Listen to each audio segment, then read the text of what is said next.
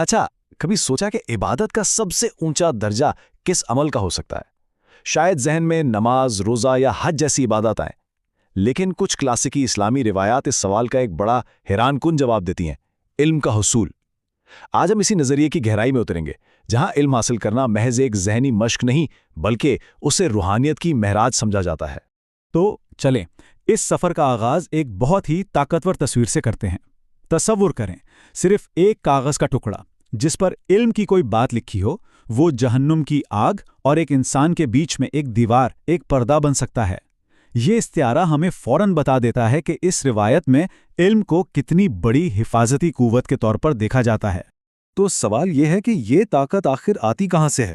اس سفر کا آغاز ایک بہت ہی بنیادی، بہت ہی سادہ خیال سے ہوتا ہے کہ علم اپنی ذات میں کتنی زیادہ قدر رکھتا ہے، بھلے ہی وہ صرف ایک صفحے پر ہی کیوں نہ لکھا ہو۔ اور سب سے دلچسپ بات پتہ ہے کیا ہے؟ کہ قدر کا یہ پورا تصور کسی بڑی لائبریری یا بہت موٹی موٹی کتابوں سے نہیں، بلکہ علم کے صرف ایک صفحے سے شروع ہوتا ہے۔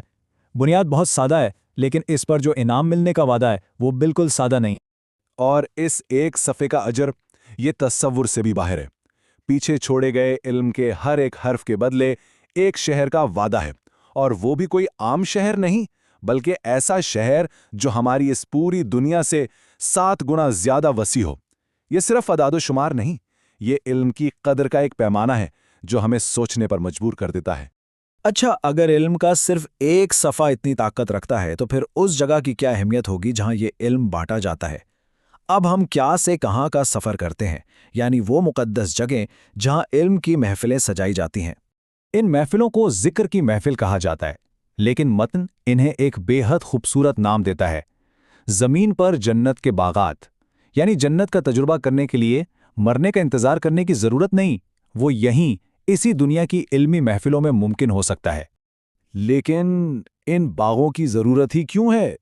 اس لیے کہ اس روایت کے مطابق دلوں کو بھی زنگ لگ جاتا ہے، بالکل ویسے ہی جیسے لوہے کی تلواروں کو لگتا ہے۔ اور علم کی گفتگو وہ پالش ہے جو اس روحانی زنگ کو صاف کر کے دلوں کو پھر سے چمکا دیتی ہے۔ لیکن یہ صرف صفائی کی بات نہیں رہی، بلکہ یہ تو زندگی اور موت کا معاملہ بن جاتا ہے۔ علم کو وہ روشنی کہا گیا ہے جو مردہ دلوں میں دوبارہ جان ڈال دیتی ہے، خاص طور پر اس دن جب باقی سب دل مر رہے ہوں گے۔ گویا یہ روحانی بقا کی کنجی ہے۔ اور یہاں آ کر تو بات بالکل ہی حیران کن ہو جاتی ہے۔ اس سلائیڈ پر جو لکھا ہے وہ ذرا غور سے دیکھیے۔ علم کی محفل میں صرف 1 گھنٹہ بیٹھنا ہزاروں راتوں کی نمازوں سے، ہزاروں حج سے، یہاں تک کہ 12,000 بار قرآن ختم کرنے سے بھی افضل قرار دیا گیا ہے۔ یہ موازنہ ہمیں بتاتا ہے کہ اس روایت میں علم کے حصول کو کیا مرکزی حیثیت حاصل ہے۔ تو ہم نے جگہ کی بات تو کر لی، اب بات کرتے ہیں وہاں موجود لوگوں کی، کیونکہ صحیح باغ میں بیٹھنا جتنا ضروری ہے اتنا ہی ضروری صحیح ہم نشینوں کا انتخاب بھی ہے۔ اور اس کے لیے ایک بہت ہی سیدھا، بہت ہی عملی فارمولا دیا گیا ہے۔ اپنی محفل کے لوگوں کو 3 قسموں میں پرکھیں۔ وہ جن سے کچھ سیکھنے کو ملتا ہے ان کے ساتھ جڑ جائیں، وہ جنہیں کچھ سکھایا جا سکتا ہے ان کی عزت کریں، اور وہ جہاں علم کا کوئی لین دین نہیں وہاں سے دور ہو جائیں۔ یہ ایک طرح سے روحانی نیٹ ورکنگ کے لیے ایک گائیڈ ہے، کیونکہ جس طرح اچھی صحبت روح کو زندگی دیتی ہے نا، ٹھیک اسی طرح بری صحبت اسے مار دیتی ہے۔ متن خبردار کرتا ہے مردوں کی محفلوں سے بچنے کے لیے، یعنی ایسے لوگ جو خود بھٹکے ہوئے ہیں، اور ان کے ساتھ بیٹھنا دل کو بیمار کر دیتا ہے۔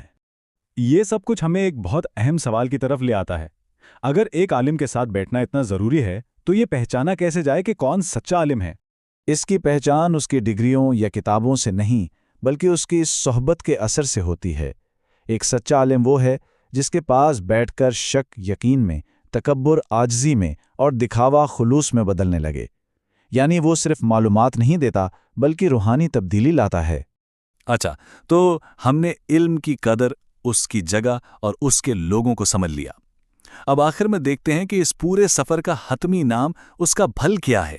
ذرا ان انعامات کی فہرست تو دیکھیے۔ دنیا میں عزت، محفل پر اللہ کی رحمت کا نزول، فرشتوں کا مغفرت کے لیے دعا کرنا، اور ایک حیران کن نقطہ یہ کہ اگر کوئی خاموش بھی بیٹھا ہے تب بھی اسے پورا اجر ملتا ہے، اور ان سب سے بڑھ کر جنت کی ضمانت۔ یہ ایک مکمل روحانی پیکج ہے۔ اور یہی وہ نقطہ ہے جو شاید سب سے اہم ہے۔ عالم کے پاس بیٹھنا کسی اور عبادت کی تیاری نہیں ہے، یہ خود عبادت کا اعلیٰ ترین درجہ ہے۔ یعنی موجودگی ہی عبادت ہے۔